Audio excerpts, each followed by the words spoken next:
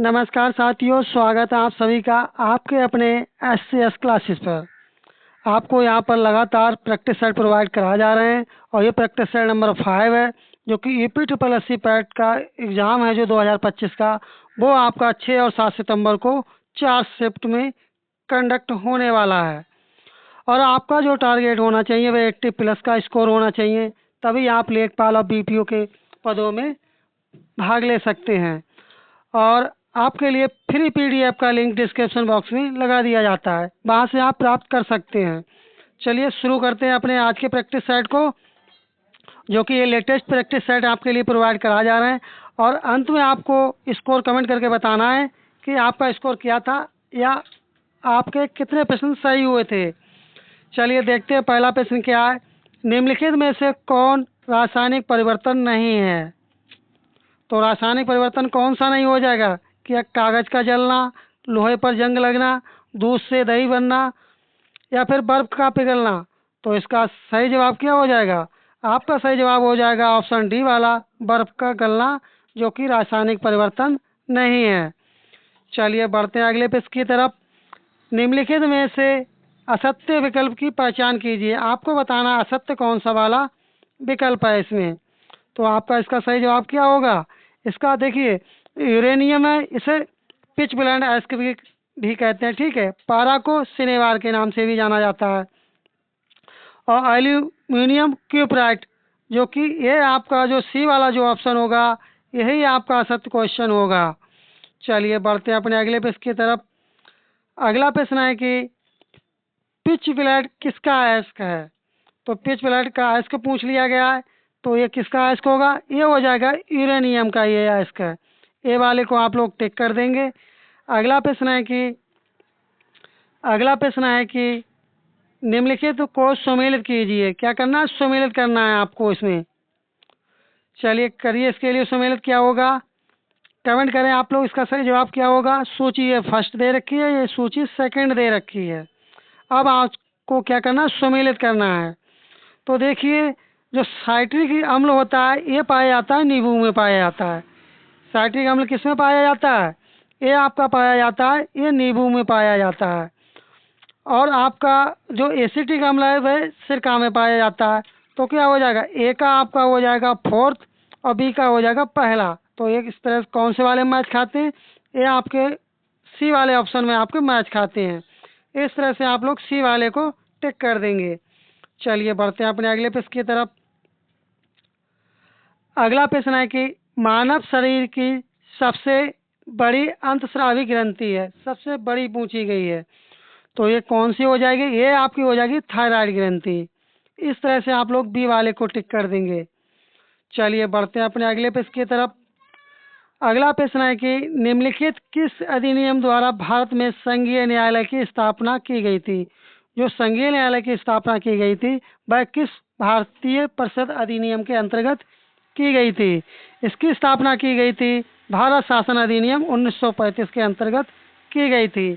आपको इसी तरह के क्वेश्चन आपके UP triple S C PET के एग्जाम में देखने को मिलेंगे, इसलिए आप क्लास को पूरा देखें। आप लोग कहीं से भी स्किप ना करें। हो सकते हैं आपसे 2-4 क्वेश्चन जो आपके क्वेश्चन में आएंगे, 2-4 क्वेश्चन जो आने वाले हैं वही आपसे स्किप हो जाएं, इसलिए आप लोग क्लास को पूरा देखें, कहीं से भी स्किप ना करें। अगला है कि भारतीय संविधान सभा की प्रथम बैठक कब हुई थी? तो ये प्रथम बैठक कब हुई थी? ये हुई थी 9 दिसंबर 1946 को प्रथम बैठक हुई थी। चलिए बढ़ते हैं अपने अगले प्रश्न की तरफ। अगला प्रश्न है कि डॉक्टर बी आर अम्बेडकर की अध्यक्षता में संविधान सभा की प्रारूप समिति में अन्य कितने सदस्य थे? अन्य पूछे गए कितने सदस्य थे? ये थे 6 सदस्य थे। इस तरह से बी वाले को आप लोग टिक कर देंगे। अंत में आपको बताना है कमेंट करके कि आपको कितने प्रश्नों का सही जवाब आता था। अगला है कि प्रस्तावना में स्वतंत्रता और बंधुत्व शब्द किसके द्वारा लिए गए हैं? किस देश के द्वारा लिया गया है या? तो इसका सही जवाब क्या होगा? इसका सही जवाब होगा फ्रांस के द्वारा लिए गए हैं, फ्रांस के संविधान से लिए गए हैं। चलिए बढ़ते हैं अपने अगले प्रश्न की तरफ। अगला प्रश्न अपना है कि अगला प्रश्न है कि अगला प्रश्न है कि किस संविधान संशोधन अधिनियम द्वारा मत देने की आयु 21 वर्ष से घटाकर 18 वर्ष कर दी गई थी? तब वह कौन सा संविधान संशोधन था? वह था 61वां संविधान संशोधन के अंतर्गत 21 वर्ष से घटाकर 18 वर्ष मतदान की आयु कर दी गई थी, अर्थात वोट डालने की आयु कर दी गई थी। अगला है कि कर्क रेखा निम्नलिखित में से किस राज्य से होकर नहीं गुजरती है?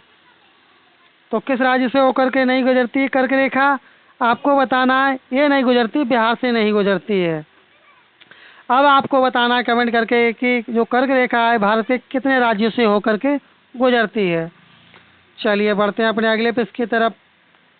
अगला प्रश्न है कि भारतीय मानक समय रेखा 82 डिग्री भारत के कितने राज्यों से होकर गुजरती है?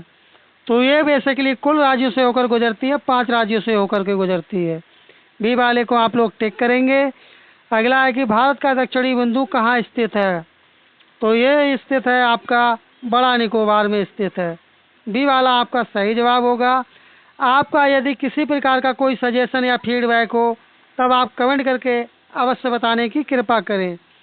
अगला प्रश्न है कि भारत के किस प्रदेश की सीमा चीन से स्पर्श नहीं करती है? तो ऐसा कौन सा प्रदेश है जिसकी सीमा चीन से स्पर्श नहीं करती है? तो ये नहीं करती है, बिहार राज्य से स्पर्श नहीं करती है।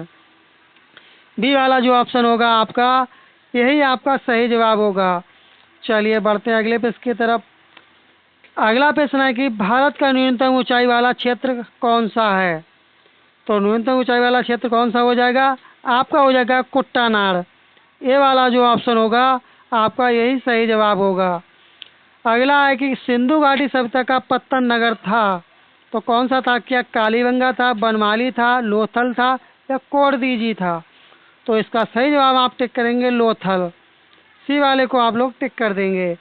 अगला प्रश्न है कि सिंधु सभ्यता का महान स्नानागार प्राप्त हुआ था, ये कहाँ से प्राप्त हुआ था?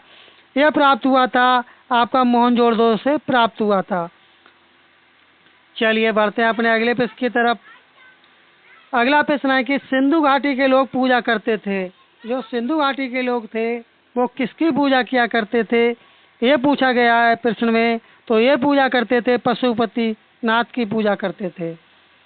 चलिए बढ़ते हैं अपने अगले प्रश्न की तरफ। अगला प्रश्न है कि आपको सूची फर्स्ट को सूची सेकंड से सम्मिलित करना है। चलिए इसे सम्मिलित करते हैं। सूची फर्स्ट को सूची सेकंड से क्या करते हैं? सम्मिलित करते हैं। तो सम्मिलित करके आप लोग कमेंट के बॉक्स में बताएं इसका सही जवाब क्या होगा। कमेंट करें आप लोग इसका सही जवाब क्या होगा। सूची फर्स्ट को सूची सेकंड से सम्मिलित करने पर कौन सा वाला ऑप्शन आपका ठीक हो जाएगा। तो आपको बेसिकली बताना चाहेंगे जो हड़प्पा जो सभ्यता थी वह विकसित हुई थी रावी नदी के किनारे। ठीक, किस नदी के किनारे विकसित हुई थी? ये विकसित हुई थी रावी नदी के किनारे। और जो आपकी हस्तिनापुर था ये विकसित कहाँ हुआ था? ये विकसित हुआ था हस्तिनापुर, ये गंगा नदी के किनारे। इस तरह से आपका ए का दूसरा वाला ठीक हो जाएगा और बी का आपका तीसरा वाला। तो इसमें कौन से वाले में मैच खाते हैं? आपके बी वाले ऑप्शन में मैच खाते हैं। और दो आपको लगाने की ज़रूरत नहीं क्योंकि इसी से मैच हो गया। तो इस तरह से बी वाला जो ऑप्शन होगा आपका यही सही जवाब हो जाएगा। चलिए बढ़ते हैं अपने अगले प्रश्न की तरफ। अगला प्रश्न है कि निम्नलिखित में किसका सुमेल नहीं है? क्या पूछा गया? सुमेल नहीं है। तो किसका सुमेल नहीं है? क्या आलमगीर उत्तर प्रदेश, लोथल गुजरात, कालीबंगा हरियाणा, रोपड़ या पंजाब? कमेंट करें आप लोग इसका सही जवाब क्या होगा। इसका सही जवाब क्या हो जाएगा? इसका सही जवाब हो जाएगा कालीबंगा हरियाणा, जो कि यह सम्मिलित नहीं है। जो कि बेसिकली जो कालीबंगा है ये किस राज्य में पाया जाता है? ये राजस्थान राज्य में पाया जाता है कालीबंगा। इस तरह से सी वाला आपका सही जवाब हो जाएगा। चलिए बढ़ते हैं अपने अगले प्रश्न की तरफ। अगला प्रश्न है कि नील दर्पण नाटक का लेखक कौन है? तो नील दर्पण नाटक का लेखक कौन होगा? ये है दीनबंधु मित्र। बी वाले को आप लोग टिक कर देंगे। चलिए बढ़ते हैं अपने अगले प्रश्न की तरफ। अगला प्रश्न है कि सूची फर्स्ट को सूची सेकंड से सम्मिलित करना है। सूची फर्स्ट में आपकी घटनाएं दे रखी हैं, सूची सेकंड में तिथियां दे रखी हैं। अब आपको मैच करके बताना है कौन सा वाला ऑप्शन आपका ठीक हो जाएगा। तो देखिए बैरकपुर जो विद्रोह हुआ था इससे ये हुआ था 1857 में हुआ था। इस तरह से ए का आपका हो जाएगा दूसरा वाला सही हो जाएगा। ठीक है, ए का क्या हो जाएगा आपका दूसरा वाला ठीक हो जाएगा। और जो आपका बी का जो बहरामपुर विद्रोह था ये फरवरी 1857 में हुआ था। इस तरह से बी का आपका चौथा वाला ठीक हो जाएगा। तो इस तरह से आपका कौन सा वाला ऑप्शन आपका ठीक हो जाएगा, ये आपका पहला वाला जो ऑप्शन होगा यही आपका सही जवाब हो जाएगा। चलिए बढ़ते हैं अपने अगले पेज की तरफ। अगला प्रश्न है कि ब्रह्म समाज की स्थापना हुई थी। जो ब्रह्म समाज की स्थापना हुई थी ये किस वर्ष हुई थी? इसकी स्थापना हुई थी 1828 में। और इसकी स्थापना किसने की थी आप कमेंट करके बताएंगे। चलिए बढ़ते हैं अपने अगले पेज की तरफ। अगला प्रश्न है कि स्वामी विवेकानंद ने शिकागो में आयोजित विश्व धर्म सम्मेलन में अपना भाषण कब दिया था? तो यह भाषण कब दिया था? यह भाषण दिया था 1893 में। डी वाले को आप लोग टिक कर देंगे। चलिए बढ़ते हैं अपने अगले पेज की तरफ। अगला प्रश्न है कि निम्नलिखित में से कौन सा एक सुमेलित नहीं है? तो कौन सा जो है कि एक सुमेलित नहीं है, यह आपका हो जाएगा आत्मीय सभा देवेंद्रनाथ टैगोर। अब आपको कमेंट करके बताना कि आत्मीय सभा के संस्थापक कौन था। चलिए बढ़ते हैं अपने अगले पेज की तरफ। अगला प्रश्न है कि उज्ज्वल नीलमणि के रचयिता कौन हैं? तो इसके रचयिता हैं रूप गोस्वामी जी। ए वाले को आप लोग टिक करेंगे। अब पूछा गया रूक्ष का विलोम क्या हो जाएगा? तो रूक्ष का विलोम क्या होगा? रूक्ष का विलोम हो जाएगा इस नगद। सी वाले को आप टिक कर देंगे इस तरह से। अगला प्रश्न है कि जिसका कोई शत्रु नहीं जन्मा है, इसका क्या अर्थ होगा कि जिसका कोई शत्रु नहीं जन्मा? ये हिंदी का प्रश्न है। तो इसका सही जवाब क्या होगा? इसका सही जवाब हो जाएगा, उसे क्या कहेंगे आप लोग? उसे कहेंगे अजात शत्रु के नाम देंगे। चलिए बढ़ते हैं अपने अगले प्रश्न की तरफ। अगला प्रश्न है कि जल का पर्यायवाची है। तो जल का पर्यायवाची क्या होता है? जल का पर्यायवाची होता है आपका अम्बु। डी वाले को टेक करेंगे। अगला है महोष्ण का सही संधि विच्छेद क्या होगा? तो इसका सही संधि विच्छेद हो जाएगा महा प्लस ऊषण। डी वाले को आप लोग इस तरह से टिक कर देंगे। आपको बताना चाहेंगे कि जो आपका UP triple S C PET का जो एग्ज़ाम होगा उसमें 5 क्वेश्चंस आपके इंग्लिश के पूछे जाएंगे। चलिए देखते हैं इसका सही जवाब क्या होगा। Select the must appropriate synonyms of the given word. क्या पूछा गया? सिनोनिम से पूछा गया है। किसका? वर्ड का सिनोनिम क्या होगा? यदि आपको जवाब आ रहा है तब आप इसका कमेंट करें। तो इसका जवाब हो जाएगा सी वाला ऑप्शन प्रेसिस। सी वाले को आप लोग टिक कर देंगे। चलिए बढ़ते हैं अपने अगले पेज की तरफ। अगला प्रश्न है आपको ये ब्लैंक स्थान दे रखे हैं, इनकी आपको पूर्ति करना है। चलिए पूर्ति कीजिए इनकी ब्लैंक स्थानों की आप लोग। The higher you climb the more difficult it dash to breathe. तो इसका सही जवाब क्या हो जाएगा? इसका सही जवाब हो जाएगा बी कम। बी वाले को आप लोग टिक कर देंगे इस तरह से। इसी तरह के क्वेश्चन आपके UP triple S C PET के एग्जाम में इंग्लिश के देखने को मिलेंगे। अगला है कि Neha has been crying this morning. तो यहाँ आपका फ्रॉम आएगा, ऑफ आएगा, सिंस आएगा या टिल आएगा। तब इसमें आप सही टिक करेंगे सिंस। सी वाले को आप लोग टिक कर देंगे। अगला क्वेश्चन है कि select the incorrect spelled word. आपको गलत वर्तनी वाला शब्द को चूज करना है। तो इसका सही जवाब क्या हो जाएगा? इसका सही जवाब हो जाएगा गारंटी। गारंटी किस तरह से लिखते हैं आप कमेंट करके बताना है आपको। चलिए बढ़ते हैं अपने अगले पेज की तरफ। अगला प्रश्न है आपको इसमें बताना है। अब आपको 35 वाले क्वेश्चन में बताना है। 35 नंबर क्वेश्चन में इसका सही जवाब क्या होगा? तो इसका सही जवाब क्या होगा आप कमेंट करें। इसका सही जवाब हो जाएगा बुलेटिन। ए वाले को आप लोग टिक कर देंगे। चलिए बढ़ते हैं अपने अगले पेज की तरफ। ये आपका ये रीजनिंग का क्वेश्चन आ गया UP triple S C PET के एग्जाम में जो आपकी रीजनिंग आती है। चलिए इसे भी देख लेते हैं। एक फोटो की ओर इशारा करते हुए राम ने कहा, ये मेरे दादा की एकमात्र पुत्री की पुत्री है।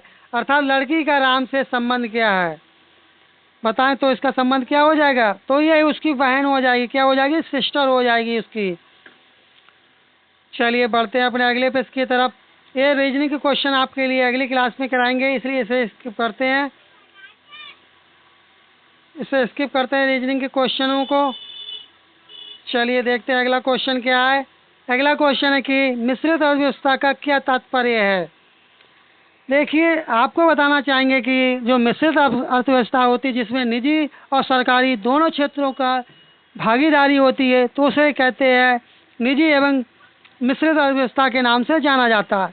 इस तरह से आपका जो बी वाला जो ऑप्शन होगा यही आपका सही जवाब होगा।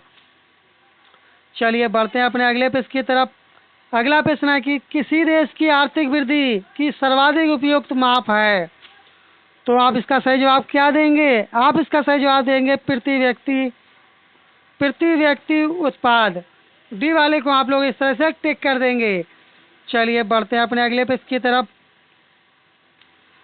अगला प्रश्न है कि 48 क्वेश्चन है आपका, 48 नंबर का। निम्नलिखित में से क्या भारत में नीली क्रांति से संबंधित है? तो आपको बताना कि नीली क्रांति का जो संबंध है किससे है। तो इसका संबंध है मत्स्य उत्पादन से। ये क्वेश्चन वेरी इंपॉर्टेंट क्वेश्चन है जो कि आपके एग्जाम में पूछा जाने वाला है। चलिए अगला देखते हैं। भारत की औसत फसल गहनता लगभग है, तो कितने % है आपको इसमें बताना है। इसकी परसेंट क्या होगी? इसकी परसेंट होगी 142%। इस तरह से सी वाले को आप लोग टिक कर देंगे। चलिए बढ़ते हैं अगले पेज की तरफ। भारत में फसल बीमा योजना का शुभारंभ कब हुआ था? वेरी इंपॉर्टेंट क्वेश्चन है। तो इसका शुभारंभ कब हुआ था? इसका शुभारंभ हुआ था 1980 में, इसका शुभारंभ हुआ था। बी वाले को आप लोग टिक कर देंगे। इस तरह से अपनी 50 क्वेश्चनों की श्रृंखला कंप्लीट हुई।